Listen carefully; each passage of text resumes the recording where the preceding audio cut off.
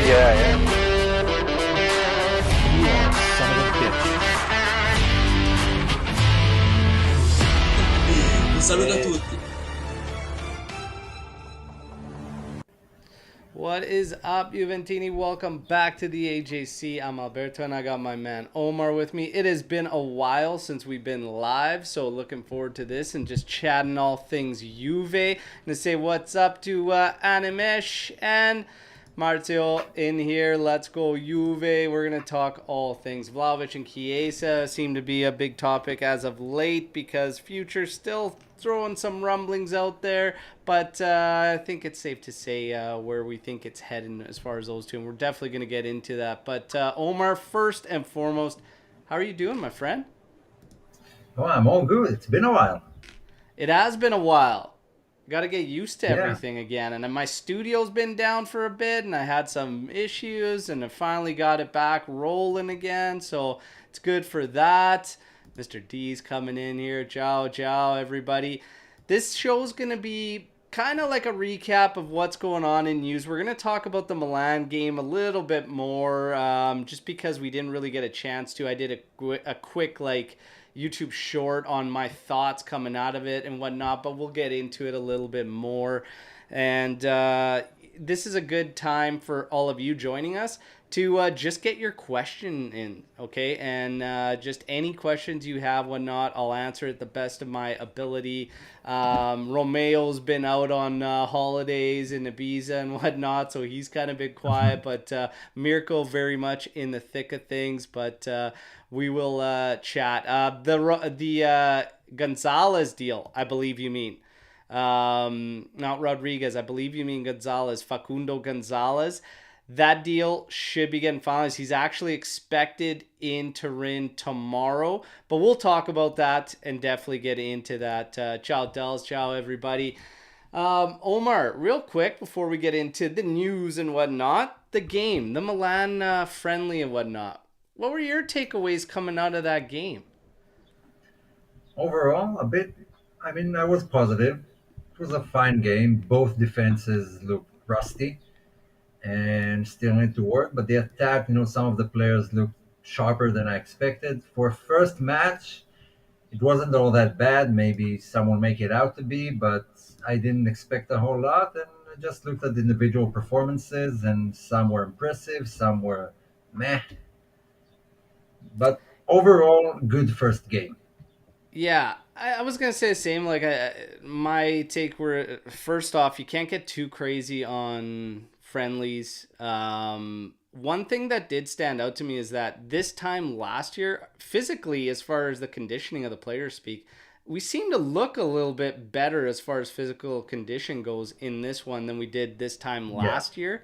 Um, and that more just looks like speaking to the majority of the starters who started that game against Friendly, and by the time the subs came in and whatnot, I remember the friendlies last year. It was like they should have been off another probably 15 to 20 minutes earlier, based on conditioning and whatnot. So that was something that was a positive. As far as the players go, everybody faded in from like poor moments and good moments.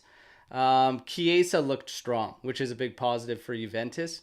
I Yeah. think as far as anybody who might still have doubts physically or whatnot, I think we could put that to rest. He looks really, really good as far as the physical aspect goes. Would you agree? Yeah. Yeah, he looked as sharp as he did before the injury, and the Yeah. sharpest we've seen him since. Took him a Yeah. while, but they're saying he's training regularly and he looks very good in training. So I was expecting a higher level from him, and we got it. It was exactly what I expected based on Yeah. reports. Now, Weah. We should talk about Weah. Weah number one caught me off guard with how fast he actually is. A couple 50-50 balls where I didn't think he was going to get there. He actually did get in there, especially beating Tamori to one who's no slouch by any means. Um, his pace is going to be very much welcome, but he's really good technically too, like technically sound. And yeah, I just I hope we can get him in those types of scenarios often and learn to use it as one of our main transitions, because from this game the same thing remains as it has for the past couple seasons. It's the transition for us. It's going from defense to attack where we really need to strengthen, and Weah can definitely help out in that aspect big time. Your thoughts on Weah? Yeah, so he actually had to challenge in his first game one of the best left sides in Europe. I mean, Theo and Leao is not an easy feat to accomplish.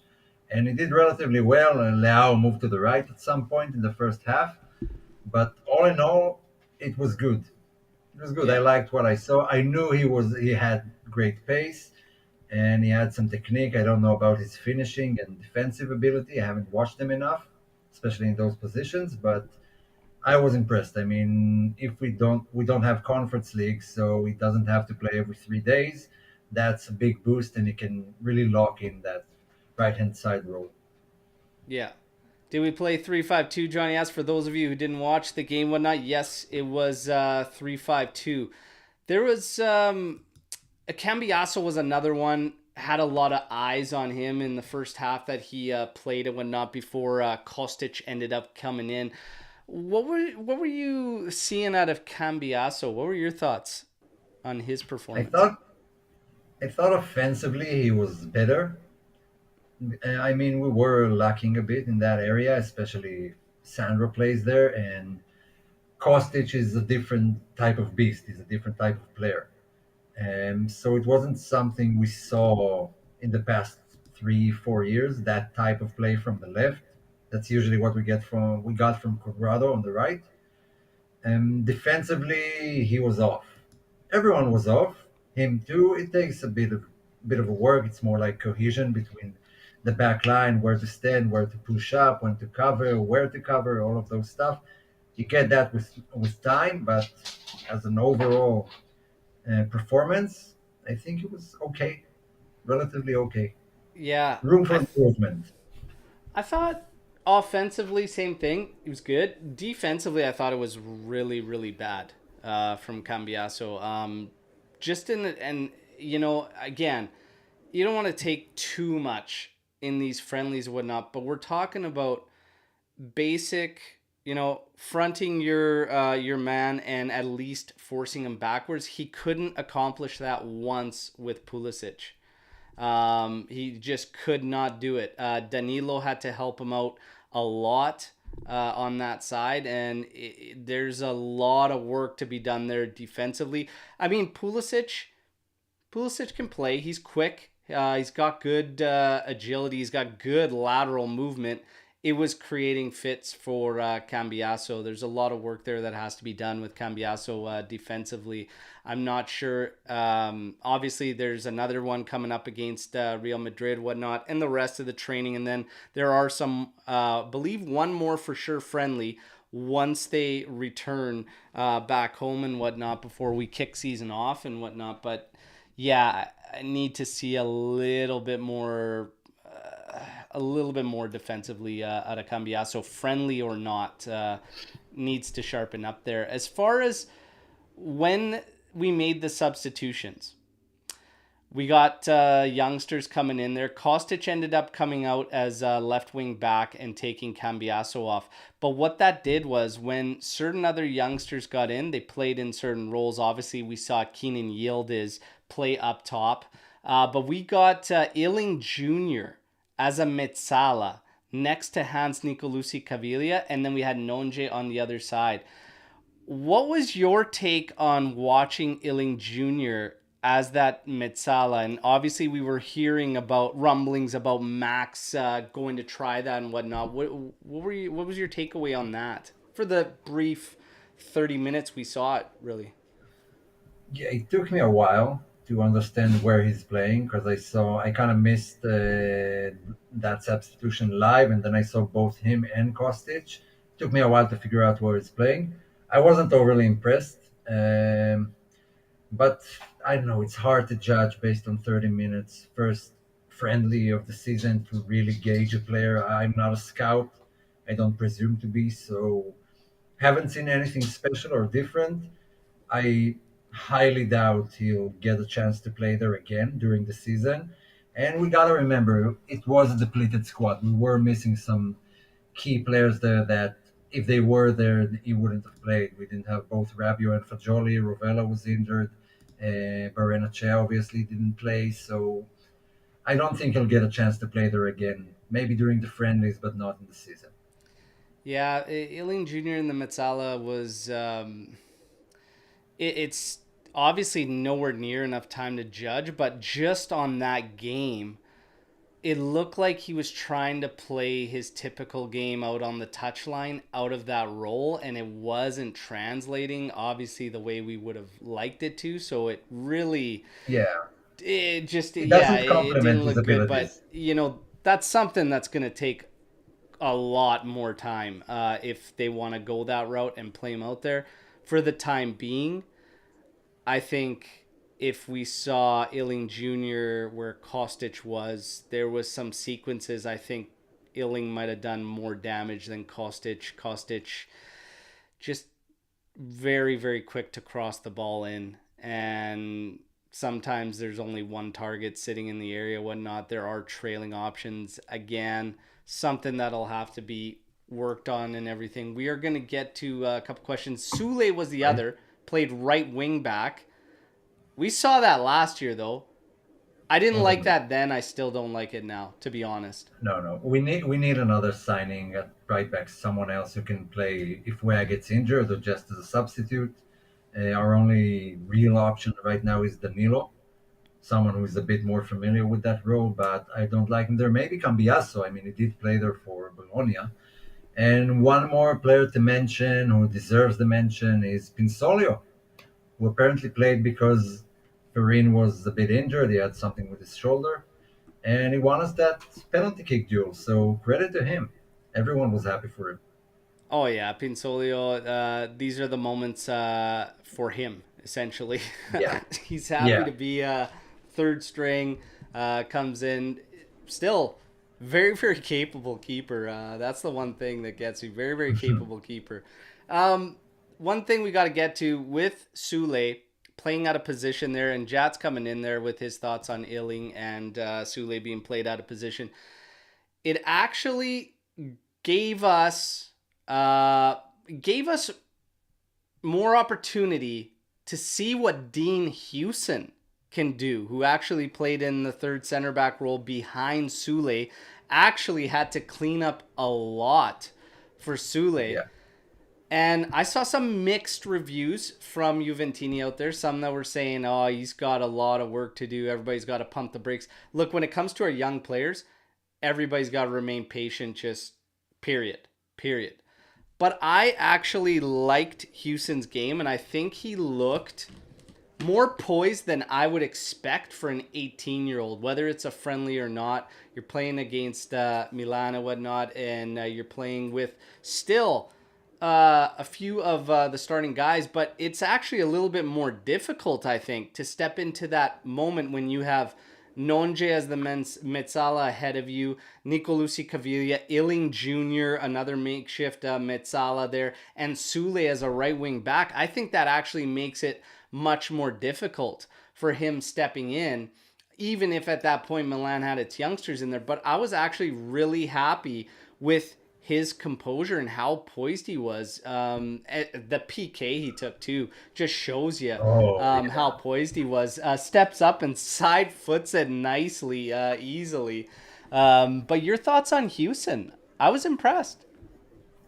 I would even go further and say that out of all the youngsters, he was the most impressive one. I was actually impressed with him, with how calm he was. I mean, I know it's a friendly and it's a tour and everything, but still, it didn't look shaken for 1 minute or didn't know what to do. Was caught like in two minds. He always knew exactly what he wanted to do, and he managed to pull it off. I mean, and we didn't concede. That's a Yeah, fact. So yeah, a friendly, I was impressed. Out of all the youngsters, I think he was the one who looked most ready to go.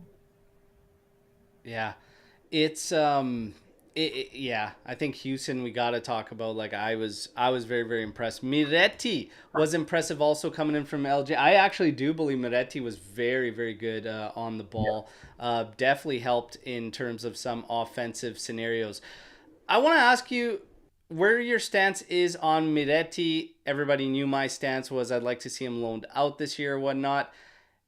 Are you on that same wavelength, loaning him out? Do you think Moretti can make the case for him with a couple preseason games left to stay with us? No, I still believe that the loan would be the best solution for him, especially when we just renewed him. That shows faith from the club in him. So I do believe a loan, because I don't want him rotting on the bench for most of the season or pushed into positions that he's not used to playing. If we want him to play regularly and be ready, he needs minutes. All the youngsters need minutes, and if we can't guarantee him that, then send him out on loan. Even Serie B, like Fajoli did, that was a good run for him, and I believe Miretti should also do the same, especially when we don't know what happens with all of our midfielders, what's the situation around Pogba, Zakaria, McKennie, are they leaving, staying, if we're bringing in another midfielder. Yeah. And Miretti seems a bit out of place in that roster right now. The midfield is where I really honestly have no idea what Max is going to do. We know Yeah. Rovella's got injured. He's out 10 to 15 days. If it does go the duration, the 15 days, that takes him to around August 12th, 13th, which is 7 days before kickoff to the new season. Not the best timing for Rovella to get injured. Hans Nicolucci Caviglia is one more, the last player I want to talk about in that friendly because he was very, very strong when he came in that holding role, the regista role in the midfield three. He was very, very strong. And there was already rumors well before that friendly took place that he could be sticking around this season. What did you think about Hans? He had a good game. I think it was good. I wouldn't go, as far to say he was the best midfielder, but he was better than I expected after what I saw when he played in Salernitana. I don't see how he fits in. I mean, it's the same as the Miretti case. Maybe even sell him, but I want him to play, but I don't see it happening. Yeah, I mean, yeah, performance here and there without Conference League, no chance he gets any solid minutes this season. yeah. See what happens. Like I said, the midfield is it's got a lot of question marks. So now we'll talk a little bit more in depth. Jat saying I wasn't concerned about conditioning or the players having good bad moments, but what was different from last season?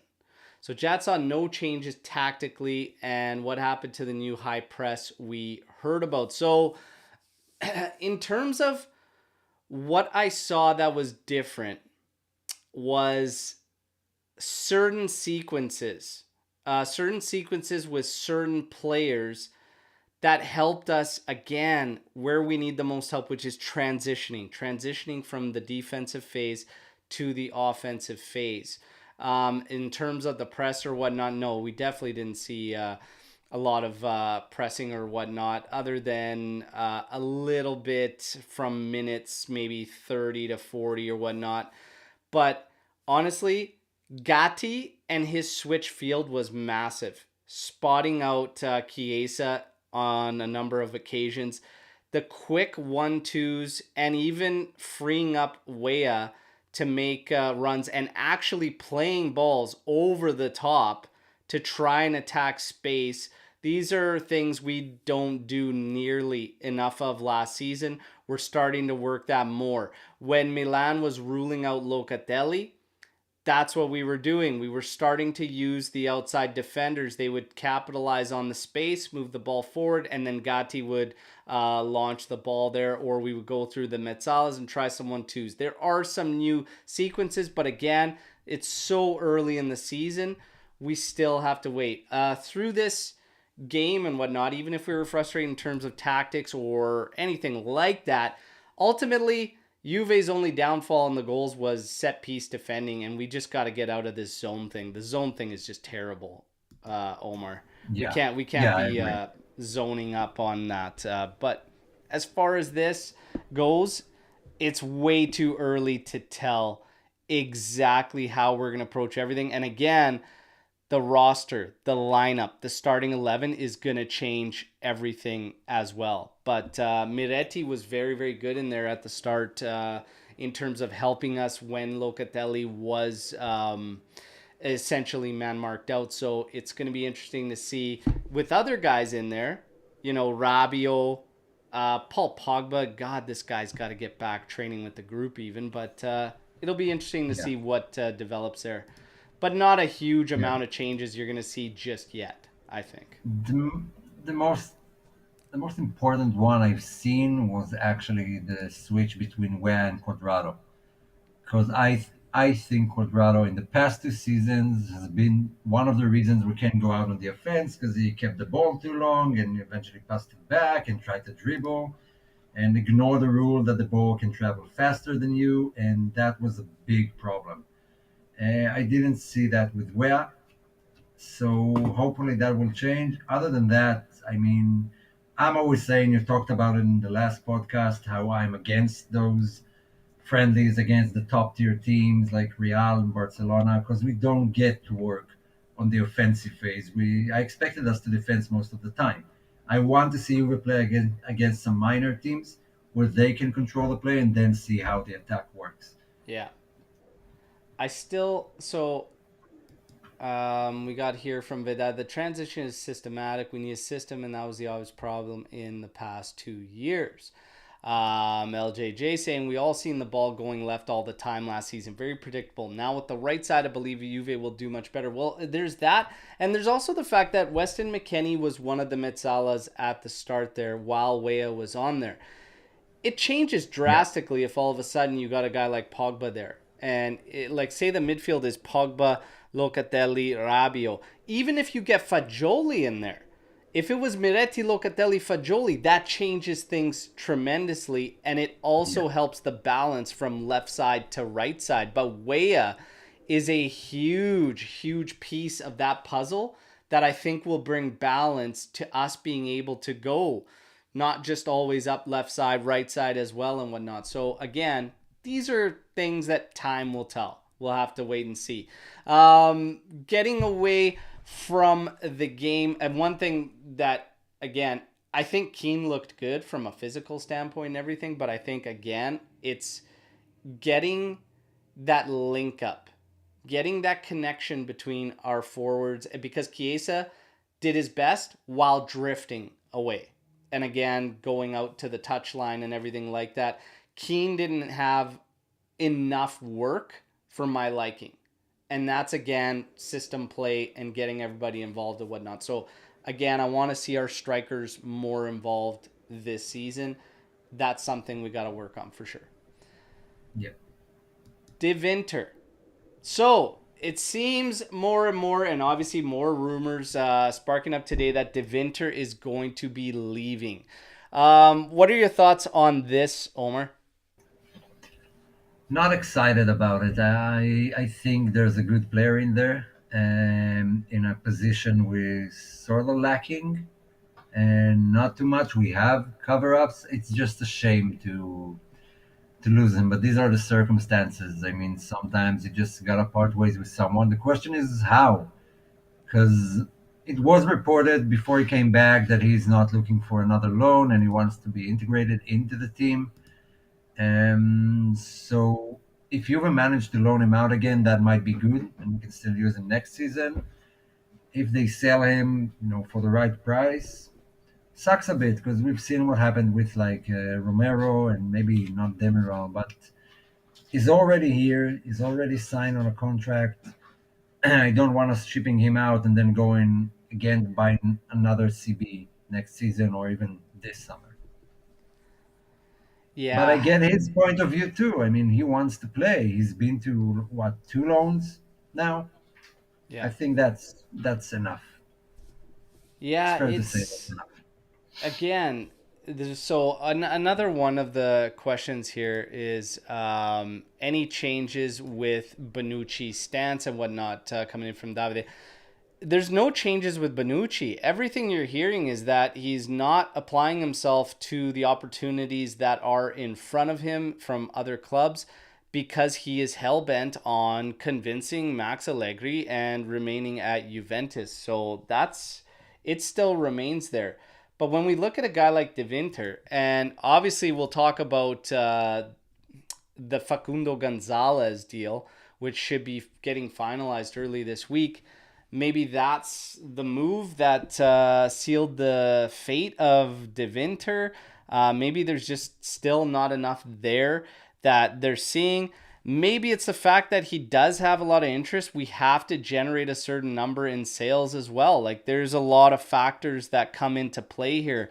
I don't personally like seeing De Winter go. I think he should have been brought in this season. But again, I also felt Bonucci should be going, Sandro should be going, and that would give us a couple spots for center backs that could play. De Winter being one. And then again, I figured we would be trying to find a higher profile CB to come in here. However, Facundo Gonzalez, I mean, we could talk about this and how we feel about him because there are some Juventini that are saying with this deal coming in, he should be brought in immediately and be seeing minutes and whatnot. And it's still in question whether he's going to come in and just go to loan immediately. So it's one of these things that I don't really know. Like when you look at your main three, it's going to be Bremer, Danilo, and Gatti. No question. Unless you get another profile that could see Gatti being pushed aside. But I also don't like that because I think we should you got to start pushing guys through and seeing what you have there and everything. So if you get Gatti up there, make him part of that main three. And then from there, you have a De Winter. We still have Rugani, who came into that Milan game, looked good again, always reliable for the past 2 years now, whatnot, doing his job and happy to be fourth, fifth, sixth, whatever on the depth chart. No problem there. You have a De Winter and even a Facundo Gonzalez in there. I have no problems with that, to be honest with you. So, Omer, And what are your thoughts on that? okay, I think Facundo will go straight to the next gen or the U23 team first. I do believe he'll get some minutes during the season, but there is a key factor here, which is the Conference League. And when you don't play Conference League, you don't need six center backs. And it looks like Sandro isn't going anywhere this season, so is Rugani. So we're left with five without including Hoysen and Bonucci. God knows what will happen with him. I just don't see any room, which is a shame. I would have liked Rugani. I would have liked our fifth CB to be one of the youngsters who will get a chance here and there, even in a season without European competition. Facundo is interesting. That sounds like a Gentoli move for me. Watched the U20 World Cup, so who's the best performer there in defense and immediately acted. That's a very low price. What was it, 3 million, I believe? And that's the direction you were taking, so I'm not surprised. Just too bad for the Winter. I think there's a really good player there. Yeah, so the interesting thing about so the details of the Facundo Gonzalez deal, 3 million euros purchase price, a 20% right now being rumored resale percentage going to Valencia, and 5-year deal for the player at Juventus. It's interesting hearing thoughts from people that follow Uruguay and whatnot because I was reading up on Twitter and I was looking. I always like to see what other fans are saying about moves and whatnot, and the majority didn't like the fact that he was coming to Juventus. And it wasn't a Juventus thing, it was an Italian football thing because they kept talking about the fact that he's going to go there, he's not going to get the opportunities required or the minutes required to make the steps that he's capable of and needs to. They preferred him going to or staying in Spain and whatnot, or going to even Portugal, or whatnot. So that was the feelings that I was reading from the majority of people that follow Uruguay and whatnot. As far as what I like about this move, obviously financial. Aldo said it in here. It's low risk, very very low risk move for Juventus. High potential payback on it. With Facundo, it's interesting reading up on his profile and whatnot, because I will say I saw a little bit through that U20 tournament and whatnot.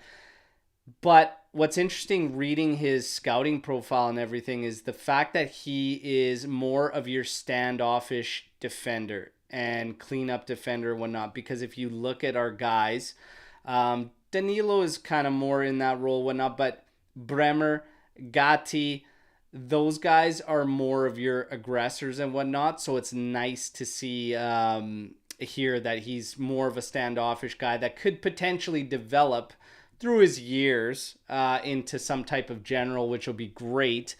But the thing is, too, is that he's left-footed and he is very, very good at moving the ball, distributing the ball, especially long switch field passing and whatnot. So there's a lot of good things to his game to like and whatnot. So it'll be interesting to see what Juve's decision is. But I'm with you. I feel he's going to be going to next gen. But I don't necessarily know if it's something that we have to do. If we can't find a solution for Sandro and we were just holding him back, but we know it's Max feeling that comfort with a guy like Sandro and his experience being back there as your number 4. It is what it is. Yeah, Facundo, I also note he's very good in the air. He's a tall guy. And I don't know what to make of him yet. I've only watched him for 2 games. He hasn't played for Valencia's first team, only for their U19 or something, which is fine. He was included in the team of the tournament, both him and the other center back who played for Uruguay with him. I was about to say that it's always good to have a Uruguayan and a Croatian in your team, but having looked back, we our last guys were Bentancur and Piazza, so it doesn't help Juve too much. But before that, Mandzukic, and we can all remember Montero, another Uruguayan defender. I think the guys from those countries have sort of a different DNA when it comes to football, something that you really need in your team, and and it suits Juve. I think we're lacking that type of mentality a bit, but time will tell. I mean, he's very young, and I haven't watched him enough to make a concrete decision. I'm sure he had more options. I'm sure it's his choice to come to Juve. If he had offers from Portugal or from Spain, he chose Juve for a reason. Maybe some promises were made to him. I don't know. I'm speculating, but it wasn't like his last resort. He chose Juve when they came knocking. Yeah, it's going to be, again, very, very interesting. Very, very highly touted prospect. So it's going to be interesting to see how this all plays out. Reminder, everybody, you have questions, you want something discussed here or whatnot, fire away in the chat. And don't forget to like the video, okay? It all helps. Now, Conference League. I saw it pop up in the live chat there, and some thoughts and feelings put out there with the news. Finally getting the ruling, okay, that we waited for so long, but it was as expected. Juve's not in Conference League this season. We're eligible for European play the following season, however. So, Omar, your thoughts on Champions League or Conference League, sorry, going away. Do you see this as a benefit, or would you think that playing in Conference League would have been a bigger benefit for the young guys? Maybe depends how Allegri was planning to address it. It could have been a good place to, get around for some of the younger guys, or you take it very seriously and want to win it, and then all your main guys play, so the youngsters get a chance in the league. But either way, it's not happening, and I'm sure it will affect the Mercato and who stays and who leaves. It takes a lot of games out of the schedule. Overall, for Juve, I think it's good. I mean, the money lost here is not that significant. It's not a big amount, nothing we can work with. And it does take a lot of your time, and the Thursday games takes a lot of energy from the players. Then they have to play again on Sunday, and we know the Italian league doesn't help the teams too much with those schedules. If we're in a rebuilding phase and we want a season of a bit more quietness and less eyes on Juve all the time, I think that's a good thing. Playing in the Conference League, well, fine. If we do play it, I do want us to win it, but I'm not too disappointed that we're not in there, and we all knew that what was going to happen Yeah. eventually. We know UEFA. I mean, it wasn't a shock. I'm in a sense surprised a little bit because it would be a big draw for that tier of Yeah, tournament. You know, having Juve in there. So I'm a little bit surprised, but not really ultimately, because we just kept hearing that that was going to be the case, and that was part of an agreement Juventus had made. So is what it is. It does, and this is going to be the interesting thing, because this is a very, very big deal, especially financial standpoint and whatnot that Aldo's talking about. Is missing Conference League affects the chances of playing in the new Club World Cup in the next 2 years, which would be a big setback. It doesn't seal the deal, though, however. And again, I would still expect Juve in that Club World Cup. We have to see how everything plays out, but that is going to be a big deal, especially financially and whatnot. Juve's going to definitely want to be in there, but we'll see what happens. Conference League, it would have been great from an experience standpoint. What's interesting now is the shift in discussion around Juve only playing domestically, because now you have fans, and I've seen it. I've seen it come down the pipe, and of course it depends on what your personal overview is of everything going on. But there's already those saying no more excuses. No excuses this year. Only playing domestically. Got to get after it and expect to be competing for the Scudetto. And absolutely. you immediately have those, and you can tell what preference or what narrative each is playing to just by what I'm saying, because there's already those countering that, saying with pretty much the same squad. So there you have it. You have those saying no excuses now. One competition to focus on, Coppa Italia as well, but immediately fire back with a squad that's barely changed. Omar, I want your thoughts on this now and how you see it. The squad has changed mainly in the rotational roles. I mean, the first team is kind of the same. You know, the starting 11 who will play are kind of the same, a bit of tweaks here and there. But the talent pool we have to play, the youngsters we can play in rotational roles, is far better than the one we had last season, especially the seasons before that.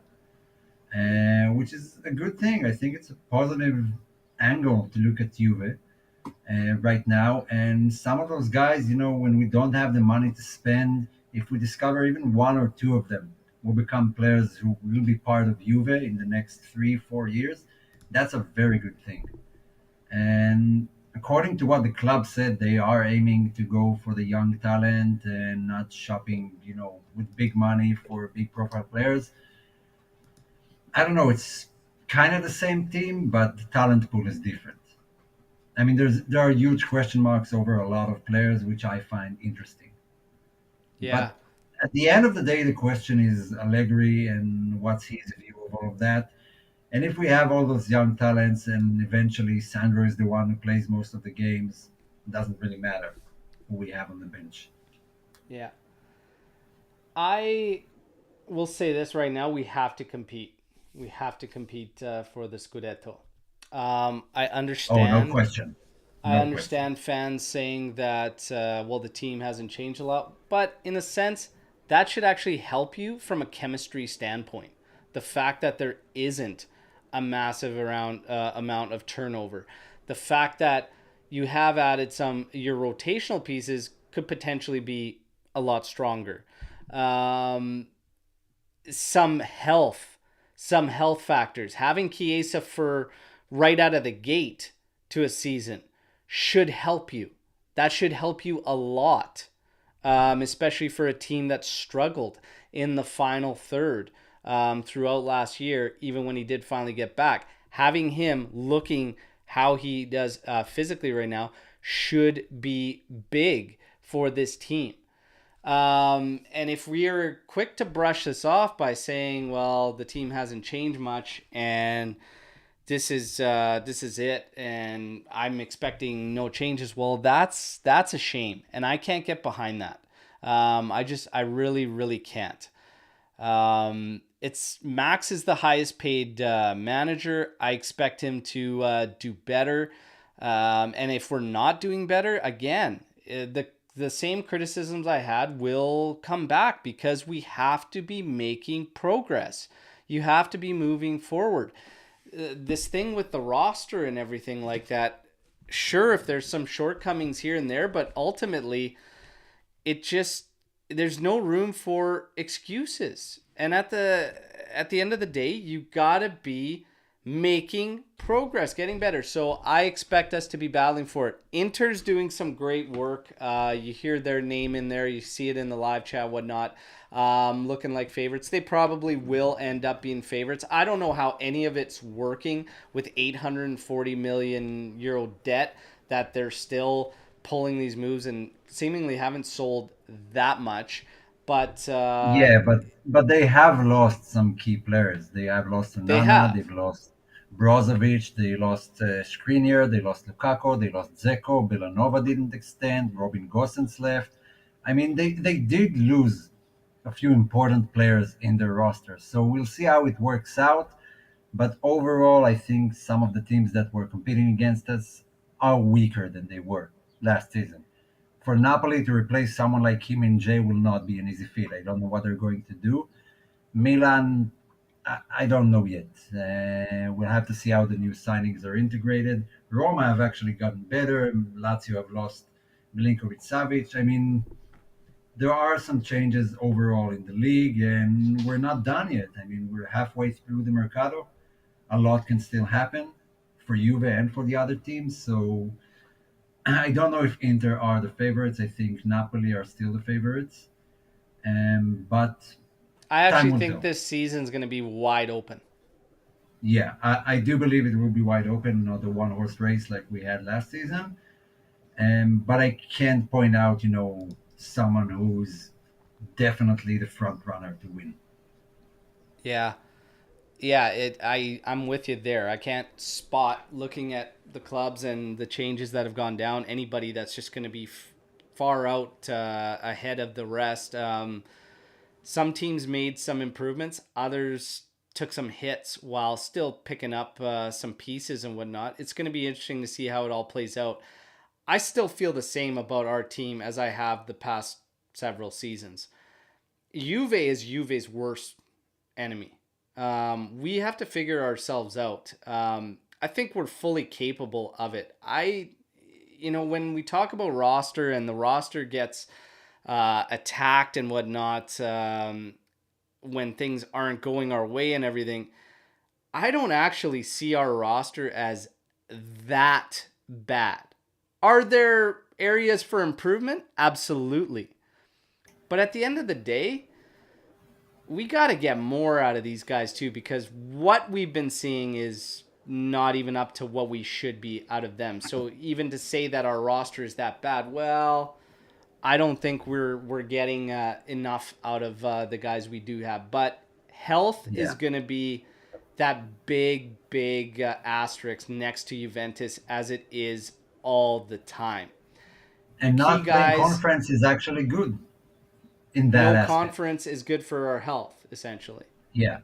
Yep. Yeah, it And we should got be. we got to fact. Yeah, it should be. And we got to factor in the surprise element because at this time last season, no one expected Napoli to be the champions, even be in the running for Scudetto after losing Insigne, Koulibaly, Fabian Ruiz, and it came out of nowhere. So, and especially Spalletti, who no one expected to win anything, and they have lost him too. So I don't know, a lot of changes, even in management roles.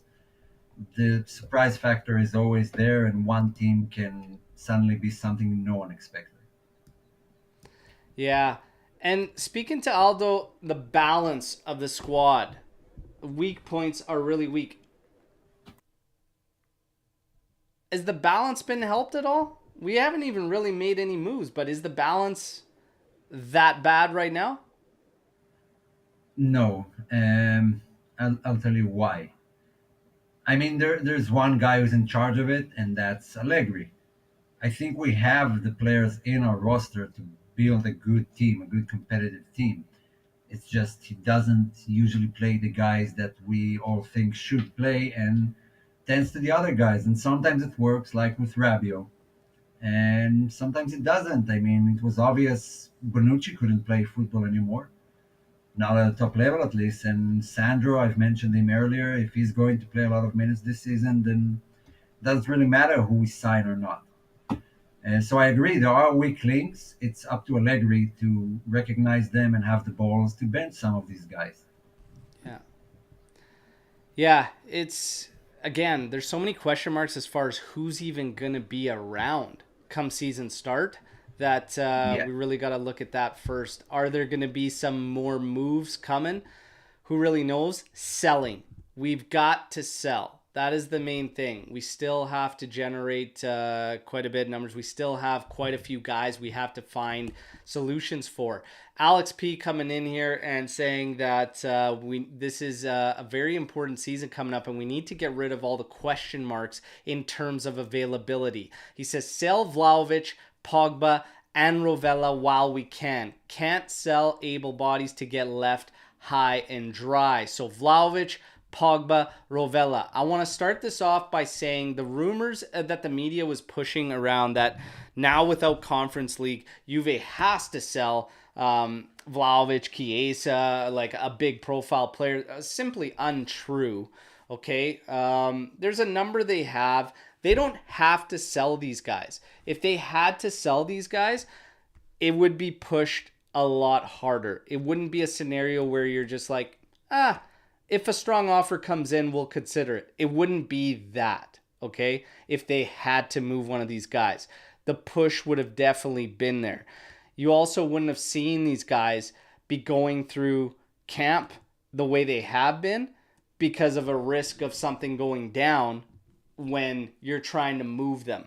Vlahovic has to be yeah, stated that there's still concerns with the groin and pubalgia and whatnot. That's not ideal to hear. He's not expected to get in for the game in Orlando coming up against Real Madrid, but all signs are pointing to him being ready for season start, which is great.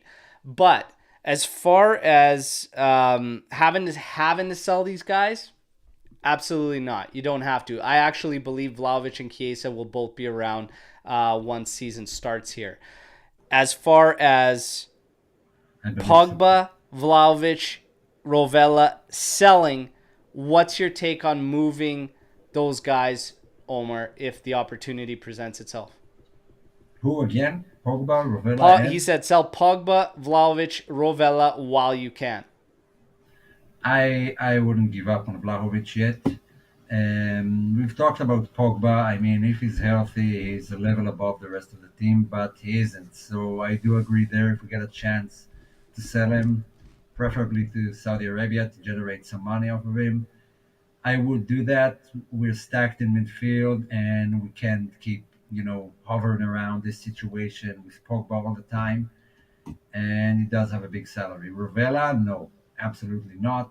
I don't see anyone playing that Lucatelli role in our squad right now. If we do sign someone like Kessie, who's been mentioned in the past 2 weeks, then I might change my mind. But yes to Pogba, no to Vlahovic, no to Rovella. Yeah, so for me with Vlahovic, I'm kind of with you. I wouldn't do it just yet. In terms of Pogba, my preference, and this is just because there's absolutely nobody that touches him as far as quality goes on the squad. My preference would be if he takes a pay cut and stays. That's my ultimate preference with Pogba. That's a If good an offer solution. came in, you would have to consider it. You would absolutely have to consider it, but you would still have to try and get some serious quality in terms of creation on this team. That's my feeling with the Pogba thing. You'd have to. Yeah, Like, it's a difficult question. I mean, we don't really have an answer. I don't believe Juve still has an answer. The whole situation is weird. When he got injured last time, we heard it was like a month thing. That was almost 3 months ago, and he's still injured, still not training, not playing. We have no idea what's his deal. I already said my piece about him in a few podcasts. I won't go over that again. But physically, as a player at the top level, I think he's kind of done. I don't think his body can take it anymore. yeah. The Rovella thing with injury prone and whatnot, it's kind of funny when you break down the details. 2021, I think he was out like 3 times and maybe missed 4 games or something, or 5 games. 21 22 was awful from a injury standpoint for Rovella. That was a bad season when it came to injuries. A lot of being out. However, then the following one, the 21 22, not so bad. Sorry, 21 22 was the bad one, 22 23, a couple times out or whatnot. But has to be stated too when you look at the types of injuries and what's going on. A lot of knocks. There's quite a few. The majority, I believe, are knocks. He had a flu in there as well and whatnot. So it's kind of misleading when you're just looking at the numbers of him being out or whatnot. But it is something you have to consider. I'm just not there yet where you have to get rid of him. I'm not quite there yet. Because out of the 3 Serie A seasons he's had, only that one season in the middle was a really bad one from an injury standpoint. The other two are so minor, they shouldn't even come into play. But again, let's. I'm just not there yet with Rovella. Not there yet with Rovella in terms of playing someone else playing in that Locatelli role. I think about that as well, and Hans Nicolucci Cavili would have to do a hell of a lot more for me to be ready for that. He looked good in the showing against Milan and whatnot, but ultimately, even through last season and whatnot, he was getting some praise out there. Salernitana, I believe, whatnot, but I didn't really, I didn't really see it whatnot. He's got some question marks too in terms of physical, but we'll see what happens. Max got some big decisions in the midfield. But I think the same guys that are slated to leave need to go. McKennie, I don't see no point in keeping him around. Zakaria, not in the project. Fine deals. Crucial for Juventus to move the guys that you know are out of the project. Absolutely crucial. But in the midfield, question marks all over the place. Question marks all over the place. But as far as, So, so who are yeah, the guys who have no question marks in midfield? to stay, Yeah, it's Rabiot, obviously, but for you, I mean, for the club, it's kind of obvious. Everyone but Rabiot, Locatelli, and Fagioli. The yeah, rest are, really dependent on what happens. exactly. So there's a lot of decisions to be made in the midfield, but like, and we want to throw, there's a lot that want to throw Rovella in there as this no question marks, like he's staying whatnot, but man, this is a bad time for him to go down again, and you got to consider it. And if you have another young kid that's around that's playing the role, that can be there, that can give you the minutes, it's something you're probably going to take into consideration. The other thing that is also in play is that Rovella has a lot of interest. He does from teams, and he could be a piece that you could move. We need sales. There's a lot of factors that could come into play here. Yeah, I mean, look how Milan lost Tonali. Since then, they have signed about 6 players. I think relatively good signings. So there are stuff you can do with the money, but I don't see Ravella leaving for even 50 million. I think it will be maximum 25, which I don't think is enough for a player of his caliber. I mean, players a lot worse get shipped out for a lot more money. I mean, Yeah. Hoyland was just shipped out for about 75 million. That That's is almost like 10 million a goal per goal this season. Atalanta's selling ability is unbelievable because like they banked on a guy that had like six good months essentially. That's crazy to me. That's crazy to me. Yeah, gotta be Credit careful to with those. them. I Credit mean, to them by all means.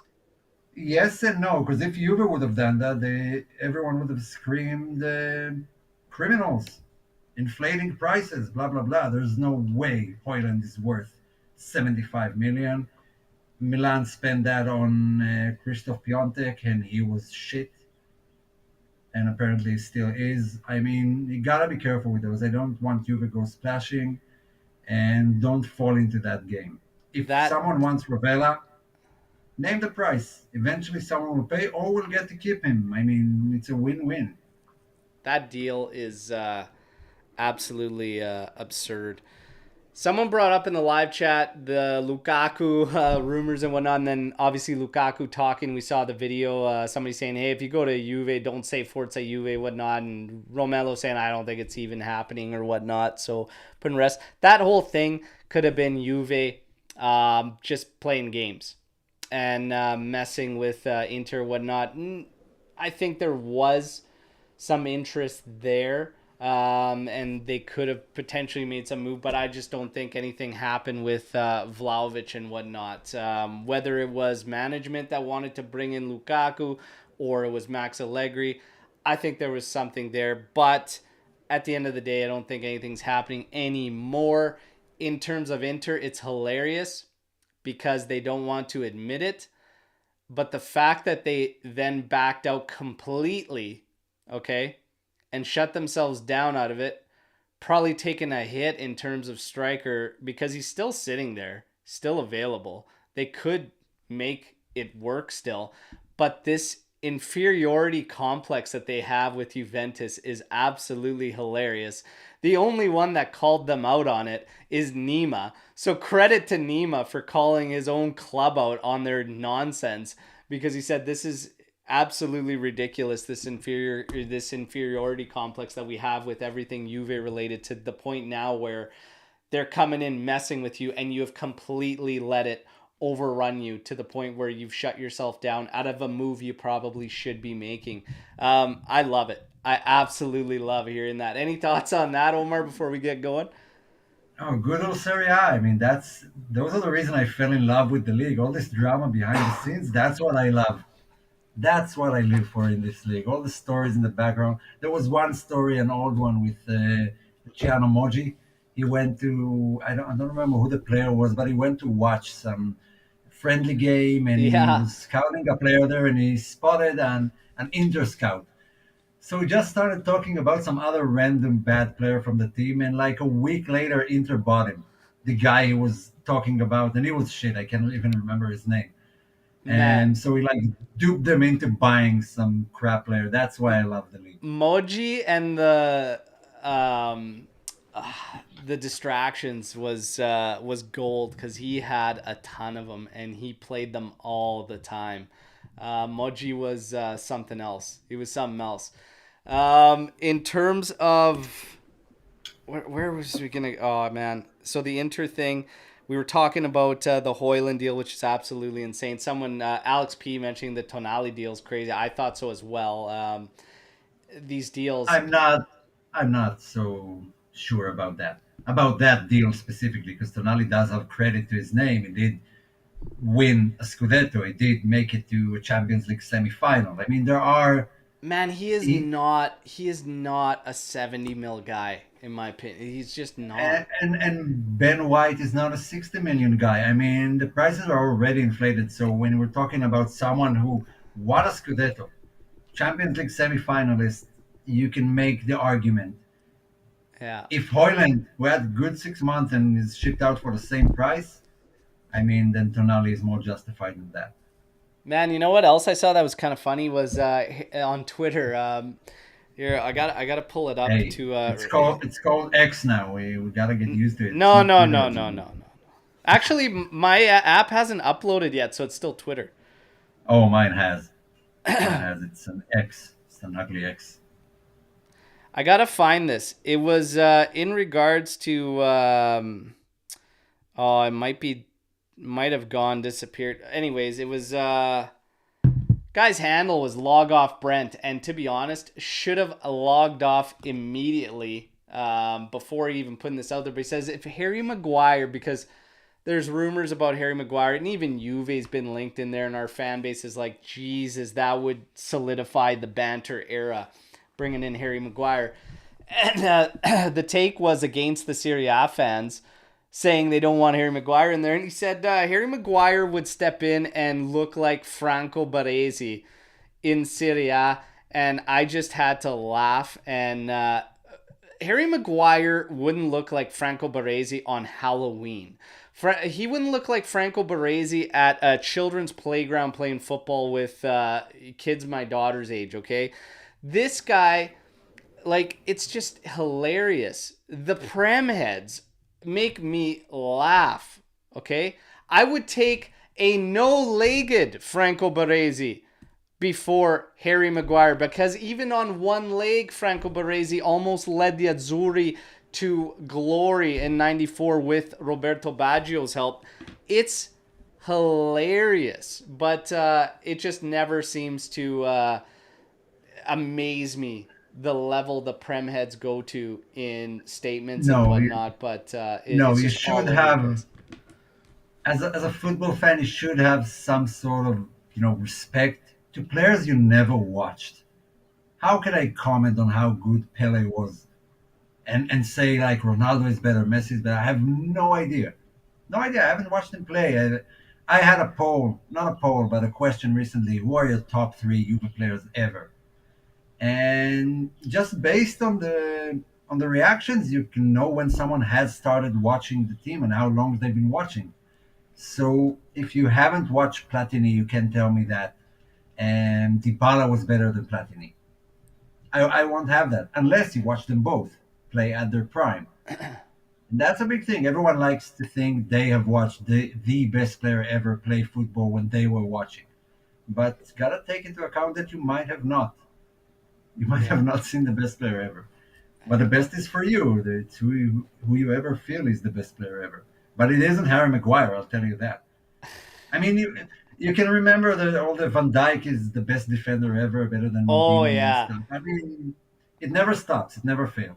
The disrespect that they throw around to some of these guys, like Barres, Maldini was like, oh my god, it was like his name every time somebody comes in the Prem or whatever and makes a name. It's like, oh, better than Maldini, better than Maldini. It's like, settle down. Maldini is all time in two positions, for Christ's sake. Okay?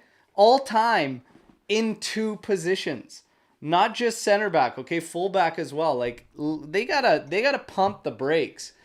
And he And did that for 25 years. I mean, Van it's Dijk had insane. two top level seasons max. Man, he was Juventino as well, Maldini. Why he was so great, but man. Yeah, in the question I uploaded, actually two people answered Maldini, so he was ranked higher than like Viali and some other guys because I know someone voted for Maldini as his favorite Juve player ever. Man, so it was interesting, and it's interesting you talk about having watch guys because a friend of our show, Alfredo from Azzurri TV, he had this TikTok come up, and it was this question, and he had JFTV on there too. It was good. It's fun. It was a Napoli fan, another Juve fan. Alfredo's a Juve fan himself, but they were talking about rate these. It was like start, bench, sell, but it was Pirlo, Verratti, De Rossi. Okay. And it's funny how you talk about not having seen players because the one took some flack, JFTV, because he answered exactly in that order. He said Pirlo, Verratti, and then De Rossi. So he started to take a little bit of heat because his Verratti for him is clear, but he did state and preface it by saying, I had not seen De Rossi in his prime. So at least he was speaking to that fact that you bring up, is that, hey, I didn't see De Rossi in his prime or anything. So for me, it's Pirlo, Verratti, De Rossi. Pirlo's clear in that one. We got to just say, like, Oh, easily. it's not even close. So Pirlo's clear on that. But Verratti and De Rossi, you have to bench one and sell the other. Who are you taking, Omar? Between Verratti and De Rossi, Because hands Pirlo's down De going to take your Rossi. start every time out of those three. So who's benching and who are you selling if it's left to Verratti and De Rossi? Oh, hands down, I'm keeping De Rossi and selling Verratti. No question. Yeah. Yeah. It's it's interesting. Like I sit there and think about it and it's like your preference is like Verratti's I've always liked Verratti. De Rossi was just an animal though.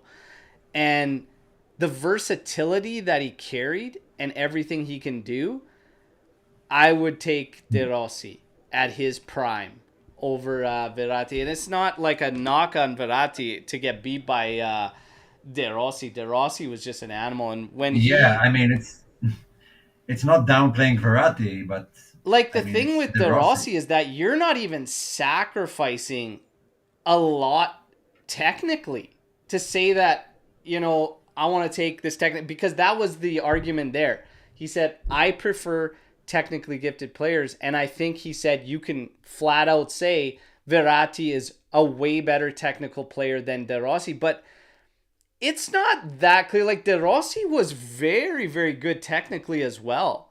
So it's not like It's I the don't it's think the it's head. so It's in the clear. head. It's the spirit that De Rossi had. It's something that we as Juve fans really like. It's those Tacchinardi type of players, and the players that give Man. it all on the field every game. Verratti had a wasted career, in my opinion. Yeah, De Rossi for Honestly, me takes that one second to Pirlo. I would go Pirlo, De Rossi, and then Verratti. And I like Verratti. I think he's a great midfielder. But De Rossi was something else, man. The fact when he dropped back to center back for the Azzurri, even playing as a center back against Spain and whatnot, the game he had, especially with that team in front of there, it's crazy. But man, and and I'm that's not not an under. underestimating Verratti. It's not No, just it underestimating wasn't De Verratti. I Rossi. think he's a genius, to be honest. I love Verratti.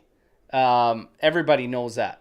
I've always loved Verratti, but De Rossi is, man, he was an absolute animal. He takes that one for Yeah, me.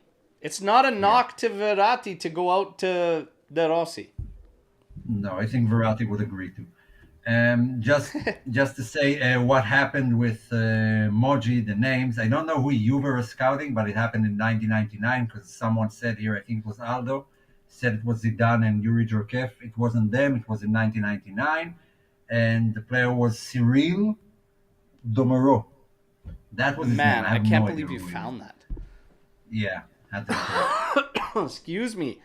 Everybody, questions you have, fire away. We're keeping tabs on any news coming in. It's being kind of slow. We need to pick it up in terms of sales.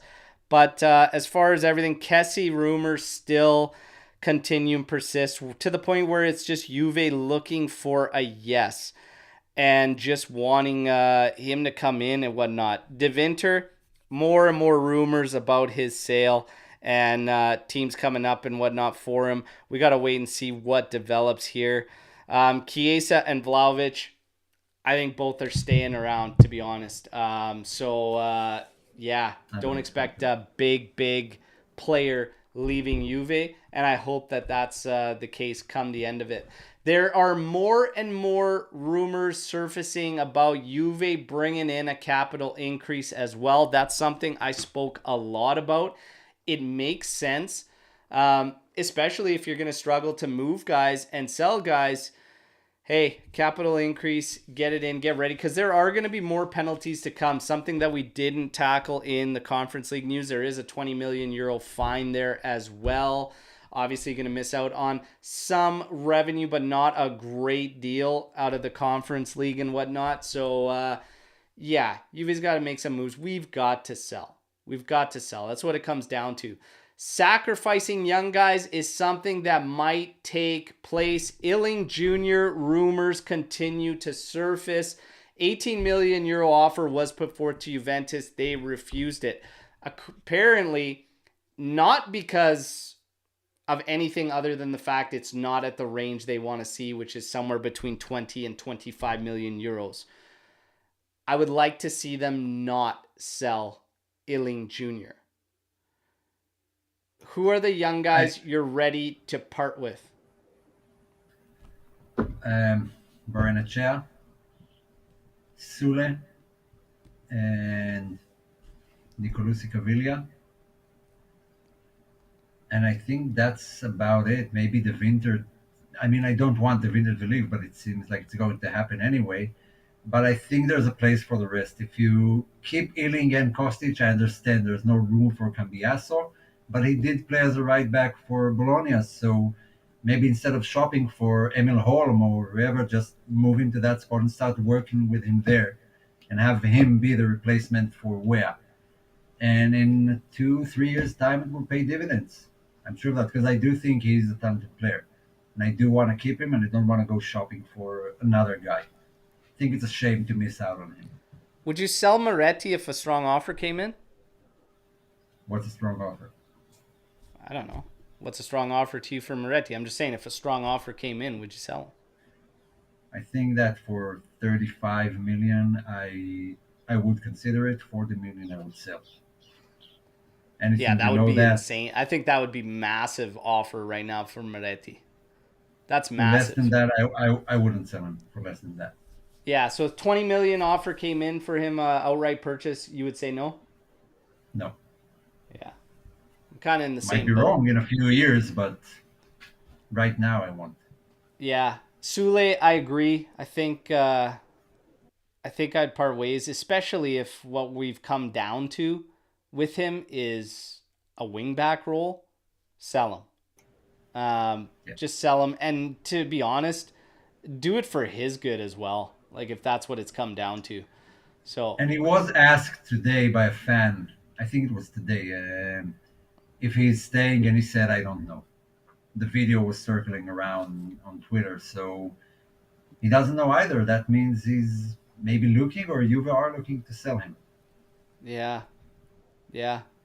We'll see what happens. Storm the Barn, guys, get your Storm the Barn questions in. Don't forget to like the video too. Please take a second to do so. All right. Dad, what center back would you bring in to Juventus if De Winter leaves? Sandro Bonucci gets sidelined. Personally, return of Demiral or full attack on Scalvini. Scalvini price tag is just nowhere realistic for Juve at the moment. That's just the way it is. I would like Scalvini. I'm also kind of like on the fence about Scalvini, to be honest. Kind of on the fence about it. Return of Demiral, I feel like it's past, and I don't think I'd go that route again. That's just me. Omar? Yeah, I agree. Demiral, I think the ship has sailed. Scalvini, I was on the Scalvini train for a good portion of the season, but towards the end of the season, and then that, what was it, Euro U21, he was underachieving, underimpressing. Just, I wasn't impressed with him at all. I think he had a lot of mistakes in him, so he's not worth the 40 million Atalanta are asking for, and we shouldn't be the suckers that pay for that. I really wanted Ndika, but Roma got him. So if we do lose one, and depends what we're buying. Are we buying a first team player or a rotational guy? Well, that's just it. Three guys, we talked about it. Danilo, Bremer, Gatti. If I'm gonna end up bringing guys in, it's probably just gonna be in the rotation. Like a strong rotational piece would be ideal. That's why I'm thinking like I'd probably keep the Winter around. You still have Rugani, who again has been solid for several seasons now, coming in there. So I'm okay with young guys staying in there, to be honest, and getting rotational minutes. Like that's why the De Winter thing's kind of a shame for me, because I think this is the season to get that opportunity Yeah, and get your rotations in and whatnot. And the Facundo Gonzalez deal, like maybe the same goes for him and staying up and training with us and, you know, going through it. I don't know. Like, if you're going to bring in a, a mainstay guy, like, you got to have that money. So we still have to make deals. Like, I just don't see it happening. So it'd be a young guy for me and it'd Yes, be rotational. so the opening I see for a top caliber guy would only be Aymeric Laporte if Man City finalize the Guardiola deal. And I think we can get him on a relatively good price. He is experienced. I like him. I like him as a defender. Yeah, If that it's would be not good. him, That then would be yeah, solid. yeah, left-footed guy. I mean, a lot of ships have sailed. Koulibaly was talked about. He would have been a good solution, but if not those guys, then yes, someone rotational. Yeah. Yeah. We got another one. Keep them coming, everybody. And I'm saying, do you think selling Sule is final, though no other than him and Chiesa could play as a second striker in a 3-5-2? So, Omer and I both literally just finished saying the fact that we would sell Sule. But as far as them being the only ones that could play as a second striker, Chiesa and Sule. Let me think about this. You can play two strikers when Milik is one of them because of the way that he plays. So you do have Milik, you do have Chiesa. I don't think Yildiz is going to be with the first team this season. That's a guy that can play it as well. Um, Illing Jr., if you're going to play him at Metsala, I'd almost play him as a second striker, to be honest, before I play him as Metsala. But left wing back role. I'd still be fine selling Sule, to be honest. I'm not too fired up on not enough guys playing second striker. If we had to revert to a 3-4-3 or even 3-4-1-2 and get one of your midfielders playing in that attacking role and support role, maybe like Fagioli, I'm willing to do that as well. But I don't think it's the be all end all. So I'm still fine selling Sule. Omar? I think Miretti can play that role relatively good. From what I've Yeah? seen, Chiesa pulls a lot to the left. So I don't know. It depends on kind of what the system is and what Allegri wants them to do. Because maybe Chiesa is more comfortable there. Maybe it's because of his attributes. That's where Allegri is pushing. And if Miretti is there, then he'll have different instructions for him. I don't want to see any of our three strikers play together. I don't think there's a good mix in any of them. Vlahovic, Keane, or Milik. It just doesn't work together. I think the Yeah. answer is in Ildiz. I think Ildiz is probably will be a good time to start utilizing him and rotating him a bit with Chiesa here and there and see what he can actually do. Yeah. Alex Uh, P's got a but good shout too Sule is because solvable. Weah can do it as well. Weah can play in that role for sure. Yeah, he did play there. Yeah. If we do end up signing someone like Jonathan David or I don't know some of the names, maybe Zaniolo's name will still pop up, then I would play him there. Yeah. Well, the thing is, when you hear all that, it was all drawn up by the uncertainty around our top guys, and that's starting to fade. And the last we heard was Juntoli speaking to the fact that they are banking a lot on Chiesa and Vlahovic this season. So I believe it. I believe it. They're As they banking a lot. should. I think this is kind of like the do or die season in a lot of ways for not just players, but potentially our coach as well, whatever. But I really see this as a do or die season for a lot of the guys around. And those guys And would be two of them, Vlahovic and Chiesa. and Chiesa's going to another go into the important final thing, contract year. Vlahovic has to have a better showing than he did last season.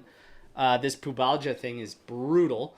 So hoping for the best there. But this is make or break, I think, for those guys. yeah, and this is also the I think it's the only time we can actually extend Chiesa because his contract runs out in 2024, June Yeah. 2024. So we'll get lowballed with offers when June comes around. Yeah, it's gonna be interesting to see what goes down. The Chiesa renewal thing, already hearing rumors about it, getting some counterwords from his entourage and whatnot, his agent as well. Nobody knows what goes on behind the scenes, so it could play out anyway. Who knows? But everybody, we're gonna wrap up on that note. Obviously, U.S. tour continuing. We have Real Madrid next. Orlando next stop for Juve. They wrap things up and are heading that way. For anybody curious, I get a lot of messages. Everybody's wondering what's going on. Excuse me, man. Fires everywhere. Smoke is actually like getting into the. It's brutal. It's brutal here. Anyways, give me a dry throat. Anyways, forest fires every single summer, man. It's painful. Listen, Orlando, if you're trying to find the club, you want to know where they're at, you want to see them, they're staying at the Omni, okay? So they're going to be at the Omni Resort there. Eventbrite. If you go to the website Eventbrite, there should still be tickets available. There is a meet and greet, okay, where they are selling tickets. It's going to be at Pele Soccer. The players are Locatelli, McKennie, Perin, and the fourth one eludes me. I want to say it was Miretti, but I'm not 100% sure there. I can't remember the fourth player, but there are four players doing a meet and greet there. There were talks about an open training session. I believe it is not going to go down. I believe that is getting canceled as well, which is unfortunate. Everybody knows what went down in my trip to San Francisco. Ended up being just my wife and I touring the city for 4 or 5 days, which actually still was fantastic and a nice getaway, nice break. Unfortunately, didn't get to do anything Juventus related. Barcelona got the shits. I don't know why in this day and age they can't just pop some Pepto-Bismol, some Imodium, and go. They had 10 hours before game time, but Barca decided to cancel. Juve made a mess of the rest of the proceedings, booking a training session without actually checking with the facility. Then the facility wouldn't open the doors. Anyways, San Francisco didn't play out, but Toronto, mid-October, big event going down. Waiting for just a couple final pieces to fall in place. But there should be an announcement coming for that, hopefully in the next few weeks. Okay. And then I might be going to Turin in April. Might be going to Turin for a game in April. Omar. If you're going, I'm joining you. There you go. I was going to say, if I make this happen and we go down, we're going to connect in Turin. And for any of the AJC Army out there, I will let it be known well in advance if this is going to play out, and then hopefully we can set something up and all meet up at the same match and have a great time in Turin. You guys have been great as always. Please take a second, like the video on your way out. This wraps up the live session now. You guys know the drill. I'll keep you up to date on the daily update videos. We'll have another live coming up this week. And yeah, that's kind of it. Things are a little bit quiet, a little too quiet. We got to get the sales ramped up, all right? Let's see what goes down. Omar, anything maybe we didn't tackle you want to close out with before we go? No, nothing comes to mind. I think we're good. No? All right. I'm going to be taking it easy today. It's too smoky outside. I wanted to go have a training session. I was out there yesterday, and it got windy and all the smoke came in. I was in the middle. I was having a free kick session in the backyard. There was beautiful. Absolutely beautiful. And then the smoke billowed in. I had to leave, and it doesn't look like I'm going to get to the pitch today. So, PlayStation 5, FIFA, let's go. You guys want to reach out on Twitter or X, as you know, the kids call it nowadays. Reach out. Maybe we'll have a game or two, all right? Thank you guys as always. Apex, thank you, all right, for the continued support. We keep pushing on. Let's see what happens. We're going to look forward to another friendly coming up against Real Madrid. That'll be a much, much different one than the Milan. We'll see. another little bit of some type of measuring stick anyways for us. Not the be all end all, but let's see how we do. All right, everybody, enjoy the rest of your weekends. We'll talk to you real soon. As always, fino alla fine, forza Juve, ciao tutti. Yeah.